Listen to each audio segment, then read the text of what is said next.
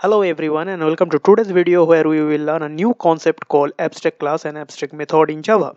So we already learned single inheritance concept where we know one parent and one child relationship.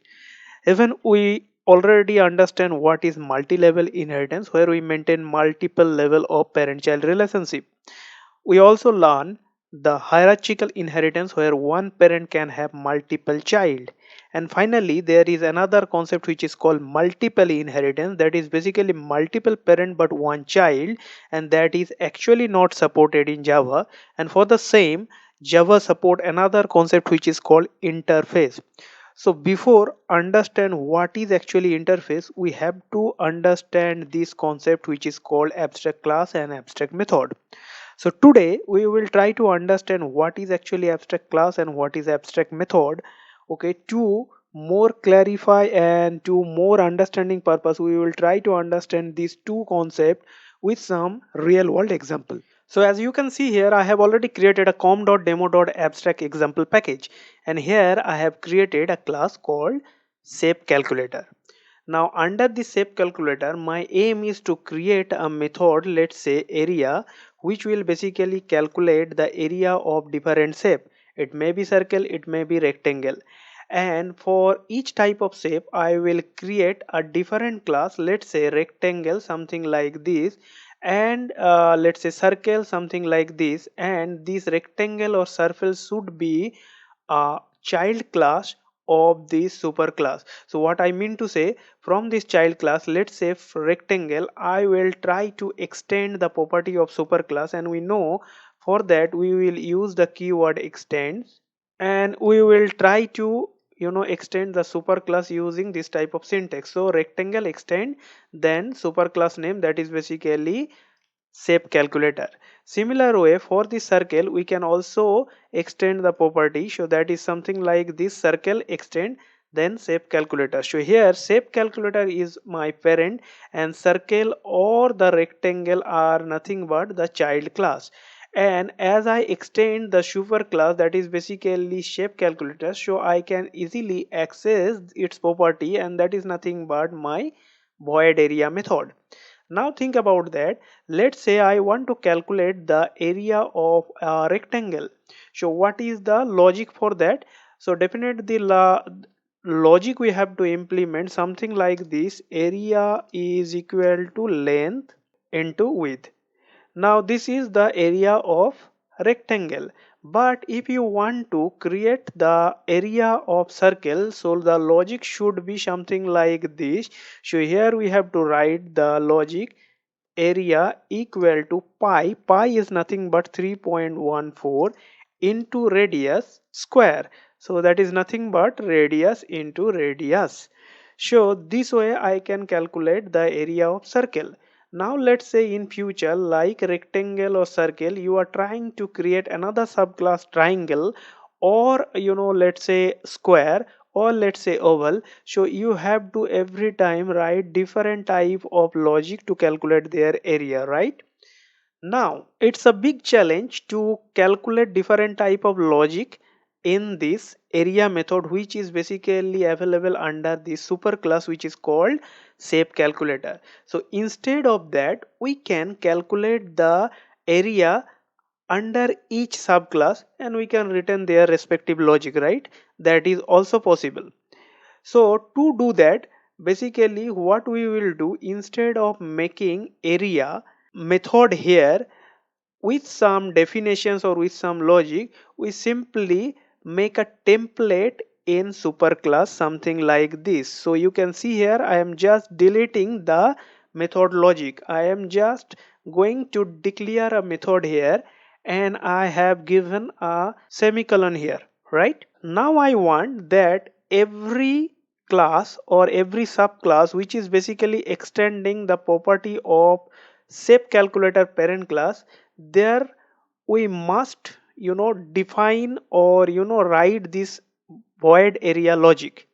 So to make sure that every child class should override this area method, we have to use a keyword, and that is nothing but abstract. So if you make your method, or if you make your method template with abstract keyword, that's mean we indicate that this method must always be redefined in subclass, that is basically rectangle or circle in this case. Or in other term, we can say we are making override compulsory. So how we can do that? So before doing that, you can see here, once I make this abstract keyword, I am still getting an error. So if you click here, it says that you can remove the abstract modifier or make the shape calculator, this is basically my shape calculator class, as abstract. So let me double click here. So once I double click here, you can see again abstract keyword added just before this class, right? So what it's mean? It's mean when a class contain one or more abstract method, it should also be declared as abstract. So if your method, at least one method in any class, if you define it as an abstract, then you must have to maintain the abstract keyword on the class level, and this type of class is actually called abstract class, and this type of method is called abstract method. Now once you make this abstract class and abstract method, now you can see, if I try to extend this one, so extend this one means from this rectangle subclass, when I try to extend this shape calculator, previously there was no error, but currently I am getting an error. And same thing happened for this circle. Okay, so if you now click here, so you can see it says that add unimplemented method. What is this?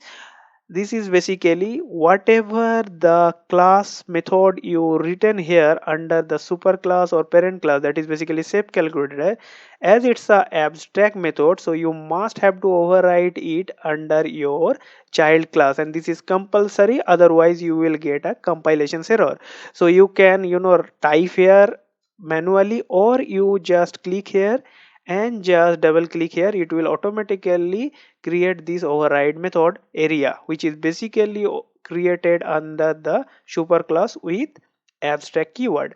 So similarly, if you go to this circle class subclass, so you can click here and you can double click here, so it will come like this. So you can see our annotations override, that's mean we are actually overriding this area method, which is actually declare under the superclass, which is shape calculator. Now as this area method, every time we are basically creating in my subclass, so here I can create exact logic for each of these type of shape. If it's a rectangle shape, so here we can create a logic for rectangle. If it's a circle shape, so here we can create a logic for circle shape. So let's create the area logic for both these circle as well as for this rectangle, and before that save all these file. So in rectangle, first we can create two float variable, length and width. We can also create a scanner class instance. Let me double click it here.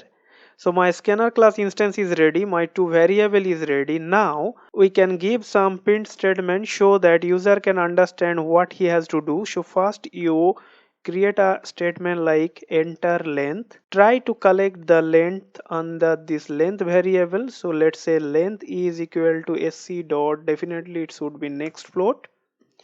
Similar way, create another statement that should be enter width, that should be collected under this width variable, right? Now once user enter length and width, you can simply create a system.out.println statement and give the area is equal to, and this is nothing but length into width. So this way you can create the area logic for this rectangle subclass. Now under this circle subclass, so here also the area is available, and under this method we can calculate the area logic for circle. So definitely we have to create a float variable which is nothing but radius. Now create an instance of scanner class and also give a statement so that user can understand he has to put the radius value. So make here enter radius, and under this radius variable try to collect the user enter value using sc.nextFloat. So once this is done, now you can create a simple system.out.println statement, and here you can make area equal to, and this is nothing but pi, that is 3.14 into whatever the radius entered by user, that square. So you can make it something like this, radius into radius. Okay, so you can see here that I have created a super class, that is basically shape calculator, and this superclass or parent class has a method area, but here I am not making any definitions or any logic. I am simply make a template with a keyword abstract, and as I make this method abstract, so I have to make this class also abstract.